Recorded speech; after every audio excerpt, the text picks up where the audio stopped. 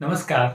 आज के वीडियो में हम कबीर के व्यक्तित्व, उनके कृतित्व और उनकी कविताओं से जुड़े विभिन्न पक्षों के बारे में चर्चा करेंगे। हम सभी जानते हैं कि भक्ति साहित्य में भी दो प्रकार की धाराओं का उल्लेख मिलता है, निर्गुण काव्य धारा और सगुण काव्य धारा।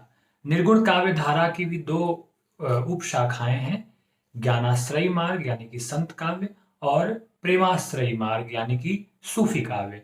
जबकि सगुण काव्य धारा की जो दो उपशाखाएं हैं वो हैं राम भक्ति काव्य धारा और कृष्ण भक्ति काव्य धारा। कबीर का संबंध निर्गुण काव्य धारा के ज्ञानाश्रयी मार्ग से था।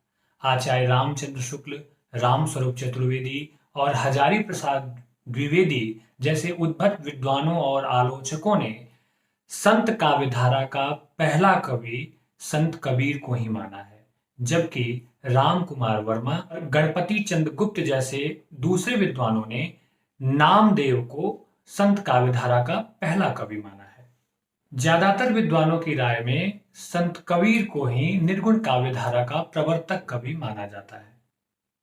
कबीर आदि अन्य संत कवियों को ज्ञानाश्रयी काव्यधारा के अंतर्गत रखने के पीछे विद्वानों की राय ये थी कि इन्होंने अधिकतर ज्ञान पर बल दिया और इस ज्ञान का संबंध पोथी ज्ञान या शास्त्रीय ज्ञान से न होकर अनुभव ज्ञान और आत्मज्ञान से था, आंखों देखी सच से था। इसीलिए कबीर बार बार कहते हैं कि मसी कागज छुयो नहीं, कलम गही नहीं हाथ, चार युग को महातम मुख ही जनाई बात। जहां तक कबीर के जन्म और मृत्यु का सवाल है तो इसको लेकर काफी विवाद है, लेकिन अनंत दास की महत्वपूर्ण रचना कबीर परचई में कबीर दास के जीवन से जुड़े कुछ महत्वपूर्ण तथ्यों का स्पष्ट शब्दों में उल्लेख किया गया है। उनके अनुसार कबीर का संबंध जुलाहा जाति से था। कबीर काशी यानी कि जो आजकल बनारस या वाराणसी के नाम से प्रचलित है, वहां पे जन्मे थे। कबीर के गुरु का नाम रामानंद था और कबीर सिकंदर लोदी, जो कि 1489 से 1517 तक दिल्ली का सुल्तान रहा, उसके समकालीन थे। और अनंत दास का यह भी मानना है कि कबीर लगभग 120 वर्षों तक जिंदा रहे। तमाम प्रकार के अंतः साक्ष्यों के बाद यह निष्कर्ष निकाला गया कि कबीर का जन्म सन 1398 ईस्वी में और उनकी मृत्यु 1518 ईस्वी में हुई थी। अगर इसको हम सत्य मान लें तो अनंत दास की कही गई वह बात सच साबित होती है कि 1398 और 1518 ये जो अंतराल है यानी कि कुल 120 वर्षों का अंतराल है, इस हिसाब से अनंत दास की वो बात सच होती है कि कबीर कुल 120 वर्षों तक जिंदा रहे। मुसलमानों के अनुसार कबीर के गुरु का नाम शेख तकी था, जो कि एक सूफी फकीर थे और वो सिकंदर लोदी के भी पीर यानी कि गुरु थे। कबीर के जन्म और माता पिता को लेकर जरूर विवाद है, लेकिन एक बात स्पष्ट है कि कबीर जुलाहा थे, क्योंकि अपनी कविताओं में खुद को कबीर ने बार बार जुलाहा कहा है। ऐसा कहा जाता है कि कबीर विधवा ब्राह्मणी के पुत्र थे। विधवा ब्राह्मणी ने लोक लाज के डर से कबीर के जन्म लेते ही उन्हें काशी के लहरतारा तालाब के पास फेंक दिया। नीरू नामक जुलाहे ने कबीर को देखा और उन्हें अपने घर लेकर आए। इस प्रकार कबीर ब्राह्मण स्त्री के पेट से पैदा हुए, लेकिन उनका पालन पोषण जुलाहा परिवार में हुआ। कबीर की मृत्यु 1518 ईस्वी में मगहर नामक स्थान पर, जो कि उत्तर प्रदेश राज्य के बस्ती जिला में है, वहाँ पर हुई थी। और उनकी मृत्यु के बारे में भी एक दिलचस्प मिथक है कि कहते हैं कि जब उनकी मृत्यु हो गई तो हिंदू और मुसलमानों के बीच विवाद शुरू हो गया, क्योंकि हिंदू उनके शव को जलाना चाहते थे और मुसलमान उनके शव को दफनाना चाहते थे। कुछ ही समय बाद ऐसा हुआ कि कबीर का शव गायब हो गया और शव की जगह कुछ फूल बच गए। हिंदुओं ने कुछ फूलों को जला दिया और मुसलमानों ने दफना दिया। हम बचपन में किताबों में ये बात पढ़ते भी थे कि कबीर न हिंदू थे न मुसलमान थे, कबीर एक सच्चे इंसान थे। कबीर दास ने सन्यास की जिस अवधारणा को स्पष्ट किया वह बहुत ही महत्वपूर्ण हो जाता है। कबीर के अनुसार घर बार त्याग कर पहाड़ों या गुफाओं में जाकर बैठना संन्यास नहीं है।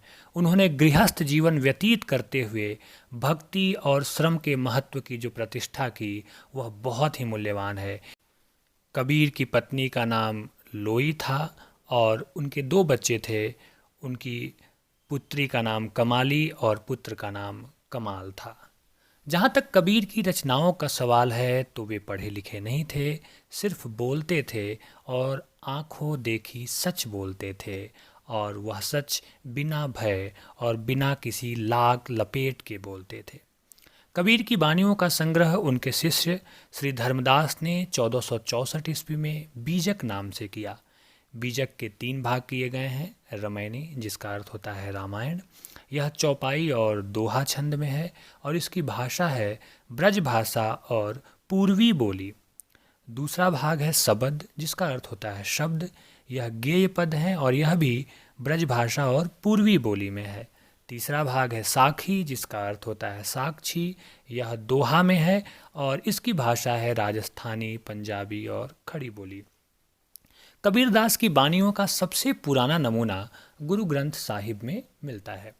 कबीर की भाषा के संबंध में विद्वानों ने अलग अलग विचार प्रकट किए हैं, जिन्हें जानना बहुत महत्वपूर्ण है। पंडित श्याम सुंदर दास ने कबीर की भाषा को पंचमेल खिचड़ी का नाम दिया, जबकि रामचंद्र शुक्ल ने कबीर की भाषा को सधुक्कड़ी भाषा कहा और हजारी प्रसाद द्विवेदी ने कबीर को भाषा का डिक्टेटर कहा। यह मानना होगा कि कबीर की संपूर्ण कविता मानवीय मूल्यों की कविता है, जिसमें संपूर्ण संसार और मानव जीवन के कल्याण की कल्पना है। कबीर बार बार ये कहते भी हैं कि कबीरा सोई पीर है जो जाने पर पीर, अर्थात वही सच्चा गुरु है, वही सच्चा इंसान है जो दूसरे के दुख दर्द को ठीक से समझता है और दूसरे के दुख दर्द में भाग लेता है। कबीर की कविताओं पर हम अगर बात करें तो अध्ययन की क्रमबद्धता को ध्यान में रखकर कबीर के काव्य सौष्ठव को हम 2 भागों में बांटकर देख सकते हैं। पहला भाव पक्ष और दूसरा कला पक्ष। कबीर का भाव पक्ष बहुआयामी और विविध रंगी है। इनकी कविताओं में भक्ति, प्रेम, आध्यात्मिकता, दार्शनिकता के साथ साथ सामाजिक बुराइयों का प्रखर विद्रोह दिखाई पड़ता है। वह एक ऐसी समाज की परिकल्पना करते हैं जहां मानव मानव के बीच किसी भी प्रकार का कोई भेदभाव नहीं हो, कोई रंजिश नहीं हो और कोई असमानता नहीं हो। कबीर के काव्य में वर्णित कुछ विषयों को मैं आपके समक्ष बिंदुवार इस प्रकार रख रहा हूँ। पहला बिंदु है गुरु की महिमा। कबीर का मानना है कि गुरु ही शिष्य को ज्ञान प्रदान कर उसके जीवन में व्याप्त अंधकार को दूर करता है। वे गुरु की महिमा को अनंत मानते हैं और कहते भी हैं कि सतगुरु की महिमा अनंत, अनंत किया उपकार, लोचन अनंत उघाड़िया, अनंत दिखावनहार। एक और बहुत प्रसिद्ध दोहा है कबीर का, जिसके बारे में हम सब जानते हैं कि गुरु गोविंद दोऊ खड़े, काके लागू पाए, बलिहारी गुरु आपने, जिन गोविंद दियो बताए। कबीर के काव्य का दूसरा महत्वपूर्ण पक्ष है उनकी भक्ति भावना। कबीर की भक्ति में प्रेम का गहरा पुट प्रदर्शित होता है। कबीर के राम निर्गुण निराकार हैं जिसकी वे आराधना करते हैं, और निर्गुण निराकार राम से कबीर का संबंध घट घट वासी राम से है, और उस राम को खोजने के लिए मंदिर मस्जिद में जाने की आवश्यकता नहीं है। वे अंतरात्मा में विद्यमान हैं। अपनी भक्ति में समर्पण की चरम सीमा तक प्रदर्शित करते हुए कबीर स्वयं को राम का कूता तक मानने के लिए तैयार हो जाते हैं। ये समर्पण की पराकाष्ठा है, जहाँ कबीर कहते हैं कि कबीरा कूता राम का, मुतिया मेरा नाऊ, गले राम की जेवड़ी, जित खींचे तित जाऊं। कबीर के काव्य का तीसरा महत्वपूर्ण बिंदु है उनका दार्शनिक चिंतन या दार्शनिक चेतना। कबीर के काव्य में ब्रह्म, आत्मा, परमात्मा, जीव, जगत, माया आदि विषयों पे बहुत विस्तार से चर्चा मिलती है, और इन विषयों पर कबीर की चर्चा बहुत मौलिक एवं स्पष्ट है।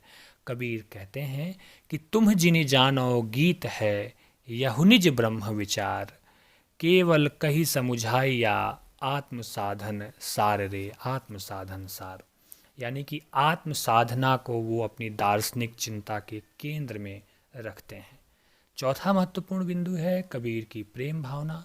कबीर के काव्य में प्रेम एक महत्वपूर्ण अवयव है। प्रेम एक ऐसा विषय है जो भक्ति काल के अन्य कवियों में भी, जायसी, सूर, तुलसी के यहाँ, मीरा के यहाँ पर्याप्त मात्रा में मौजूद है। कबीर का काव्य जिसमें कि प्रेम गहराई से संपुटित है, वहाँ प्रेम मुख्यतः दो स्तरों पर घटित होता हुआ दिखाई देता है। पहला आध्यात्मिक स्तर पर घटित होने वाला प्रेम, और दूसरा सामाजिक स्तर पर घटित होने वाला प्रेम। आध्यात्मिक स्तर पर जो घटित होने वाला कबीर के यहाँ प्रेम है, वह जीव और ब्रह्म के मध्य प्रेम की स्थापना की बात करता है, जो गुरु की कृपा से ही संभव है। और वो कहते भी हैं कि सतगुरु हमसे रीझ के एक कहिया प्रसंग, बरस्या बादल प्रेम का भीज गया सब अंग। जबकि सामाजिक स्तर पर जो कबीर का प्रेम है, उसके बारे में कबीर प्रेम को समस्त जाति, धर्म, विज्ञान से ऊपर मानते हैं। उनका यह प्रेम मानवता और मानव मूल्यों के प्रति है, जहाँ वे कहते हैं कि पोथी पढ़ी पढ़ी जग मुआ, पंडित भया न कोय, ढाई आखर प्रेम का, पढ़े सो पंडित होए। प्रेम का ढाई आखर पढ़ने से मतलब है मनुष्य की संवेदनशीलता से, अपने आसपास जीवन जगत और संपूर्ण प्रकृति के प्रति प्रेम की भावना होने से। और यह भावना अगर किसी व्यक्ति में है तो वह स्वयमेव पंडित है। पंडित बनने के लिए शास्त्रीय ज्ञान या वेदों के ज्ञान की जरूरत नहीं है। कबीर धर्म एवं जातिगत भेदभाव का विरोध करते हैं। वे कहते हैं कि धर्म का सही अर्थ मानव प्रेम से है। वे धर्म के नाम पर प्रचलित शोषण और कर्मकांड के खिलाफ थे, जहां उन्माद और नफरत पैदा किया जाता है। इसीलिए वे हिंदू हों या मुसलमान, सबको फटकार लगाते हैं और तीखा व्यंग करते हुए सवाल पूछते हैं। उन्होंने पूछा ब्राह्मणों से कि तू बाभन बाभन ही जाया, आन बाट वह काहे ना आया। और फिर कहते हैं कि जो तू तुरक तुरकन जाया, अंदर खतना क्यों न कराया। कि अर्थात जाति के नाम पर अगर तुमने स्वयं को श्रेष्ठ साबित किया है, तो हे ब्राह्मणों, तुम मेरे इस सवाल का उत्तर दो कि तुम भी तो माँ के गर्भ से ही आए हो, तुम किसी अन्य रास्ते से क्यों नहीं आए अगर तुम बहुत श्रेष्ठ थे तो। और वहीं उन्होंने कहा मुसलमानों को कि अगर आप, उनके यहाँ एक प्रक्रिया होती है, एक संस्कार है कि खतना करते हैं वो बच्चे का, तो उससे पूछा कि पेट में ही वो खतना क्यों नहीं किया। और जो लोग ब्राह्मण और राजपूत होकर खुद को श्रेष्ठ मानते हैं और दूसरी जाति के लोगों को नीच समझते हैं, कम समझते हैं, उनको कहा कि एक बूंद एके मलमूतर, एक चाम एक गूदा, एक ज्योति से सब उत्पन्ना को ब्राह्मण को सूदा। कि एक ही ज्योति से सारे लोग उत्पन्न होते हैं, बड़े छोटे की कोई बात नहीं, न तो कोई बड़ा है और न तो कोई छोटा है।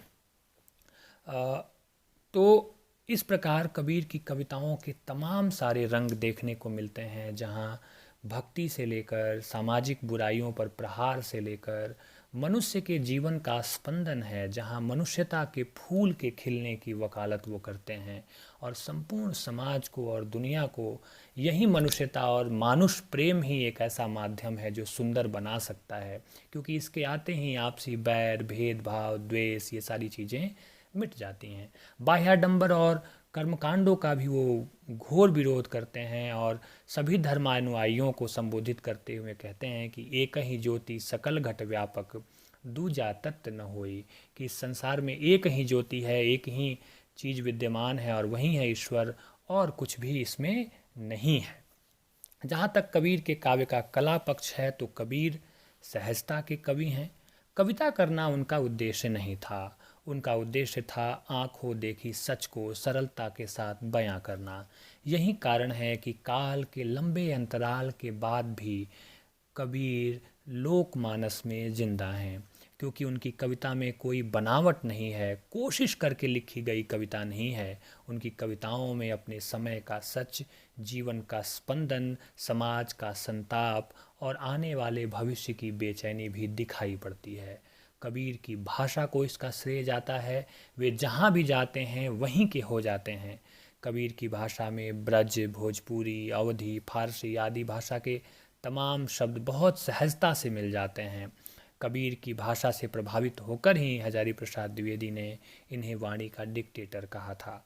कबीर के काव्य में अनुभूति की तीव्रता और प्रखर प्रतिभा है, इसलिए उन्होंने काव्य शास्त्रीय मानदंडों का कोई पालन नहीं किया। वे बहुत ही मुक्त कंठ से स्वीकार करते हुए ये कहते हैं कि संस्कीर्त है कूप जल भाखा बहता नीर। कहना न होगा कि कबीर कविता के उत्थान के साथ मानवता के उत्थान के कवि हैं। मनुष्य जाति के उत्थान, विकास और सभी प्रकार की रूढ़ियों एवं कुप्रथाओं से स्वतंत्रता का बिगुल फूंकने वाले कवि हैं कबीर। और एक ऐसे नायक के रूप में हमारे बीच वे उपस्थित हैं जो युगों युगों तक समाज को और दुनिया को रोशनी दिखाने का काम करते रहेंगे। उनकी कविताएं काल के अनंत प्रवाह के बाद भी निरंतर मानवता की सेवा, मानव मूल्यों और आपसी प्रेम के मूल्य को स्थापित करने के रूप में एक खूबसूरत फूल की तरह खिली रहेंगी। नमस्कार।